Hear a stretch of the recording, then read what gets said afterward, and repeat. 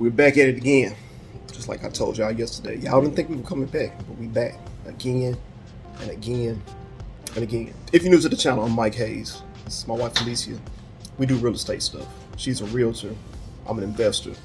And for the past few days, a couple of weeks or so, I've been vlogging and posting every day until I close my next house deal, which I believe is coming up soon.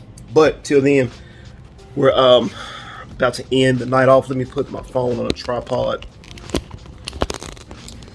because I got a story to tell y'all. All right, so yeah, I got a story to tell y'all. I don't think I've told this one before on this channel. I did tell it kind of on my last channel, but this is a story about the time some gangsters got out their car and cleared out the coronavirus center. I didn't explain this to you like that. I feel like I did. Anyway, let me tell y'all about this one. So this was about 2 years ago. It was right in the middle of coronavirus, COVID, all this stuff. Right when they started to do the testing and the vaccines and all this kind of stuff. So this lady called me and she had 3 houses that she was trying to sell. I think those houses have been sold since, but I wasn't the one buying.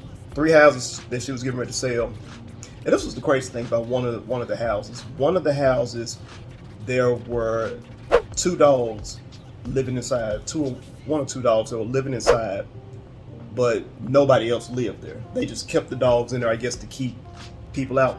I've seen that one other time. I'm deviating from the story a little bit. I've seen that one other time where I went to a house and there was just like a note on the door that there was a dangerous dog on the inside. But nobody else was there. Nobody else was there, just the dog. Now, the note on the door... Strange. Yeah, the note on the door, I guess this dog would have had attacked somebody in the neighborhood before, like a kid or something. I forgot exactly what the note said. But they kept the dog in there, I guess. I don't know. Anyway, the note said nobody enter. I don't even think the owners could enter this house. Strange enough. Anyway, let me get back to the story. So I couldn't check that house. Dogs were in there. I did check one of the houses, but then we got to the 3rd house. Now, with the 3rd house, I had to call my locksmith over, Mr. Henry. Mr. Henry came over, and he was working on the locks, so we can enter the house. Mr. Henry got on the inside. He was trying to get keys made for the locks on the house. He was somewhere on the inside behind the door, and I was on the outside. Now, on this street, there was a community center right across the street. Right across the street, community center. At this community center, no, it was like one of those community health centers. So this community health, whatever you call it, they had like an outside coronavirus station set up. At this coronavirus station, I mean, we all went through it. Cars drive up. I guess they get the vaccines or the test or whatever it was they get. Don't remind me. Yeah, it was a weird time. Yeah, so me and Mr. Henry, we were over there with masks and stuff on. At this coronavirus site, cars were pulling up. I remember being outside, just kind of looking around, taking in the atmosphere while Mr. Henry was on the inside, getting locks made. This car pulls up in the middle of the street. It was 2 or 3 guys on the inside of this car. Another car pulls up right behind them. 3 guys in this car behind them. They all jump out. They jump out the car. They go to the doors of the sides of the doors, the front car. Now this is where it gets crazy. One guy pulls out a handgun, and another guy, I don't know how he did this, to this day, it's like a magic trick. He stands there and he pulls an AR15 out the front of his pants. Pause. It's a pause moment. To this day, I can't figure out how he pulled off that magic trick, but he pulled out a full AR-15. He didn't like undo his pants or anything. It was just bow. He pulled it out. It's like abracadabra. Yeah, it was like pulling a rabbit. No. It was like pulling like a rabbit out of a hat, but not like a big hat, like a. It was longer than this TV.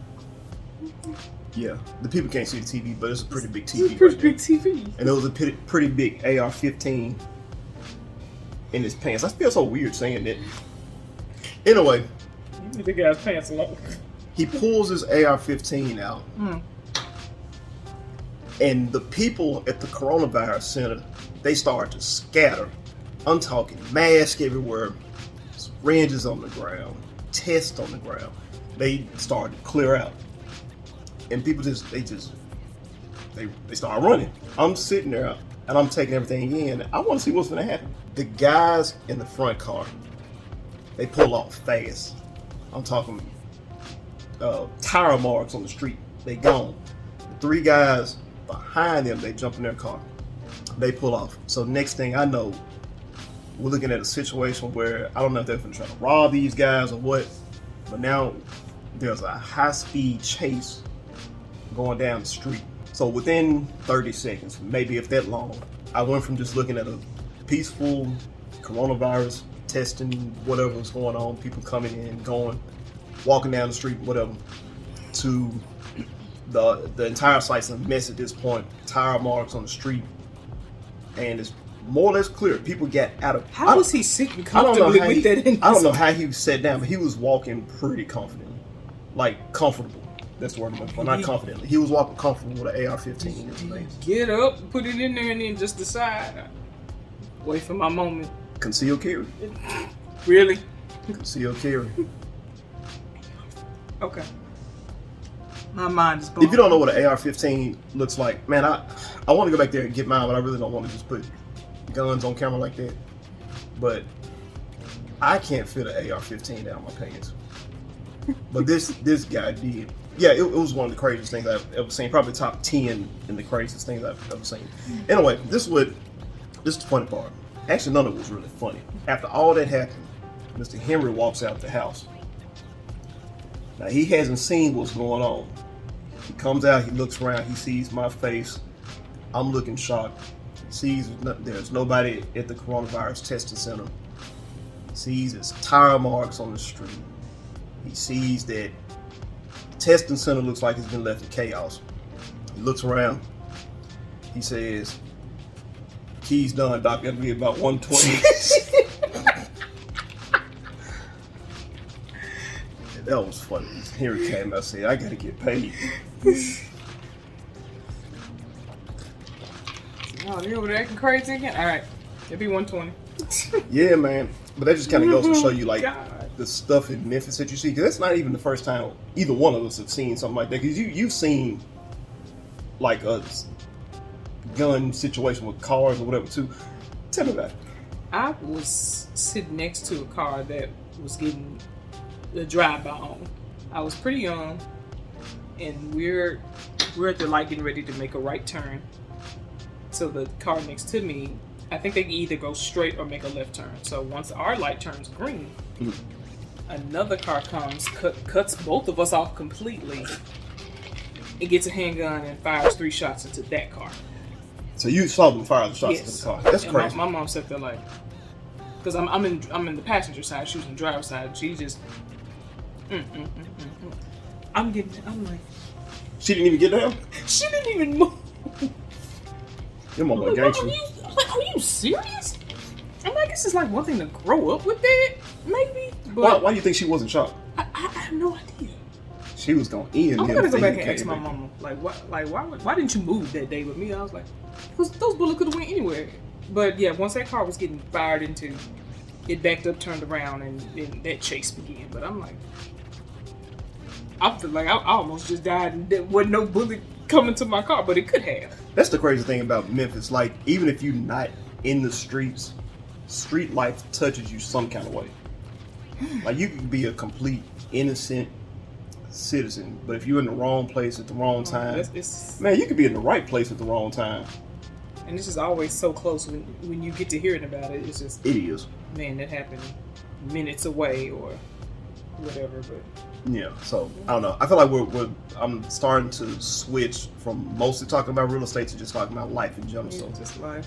I just want to get that story out. Like I said, I've seen some crazy stuff doing all this, just doing my entire real estate career, and most of it happens when I'm just at houses. Yeah, I really wonder about other cities. Like, our cities on the news as much as ours, you know. I've been wondering about other people that's in the real estate profession. Like, do they go through the crazy stuff like how we do?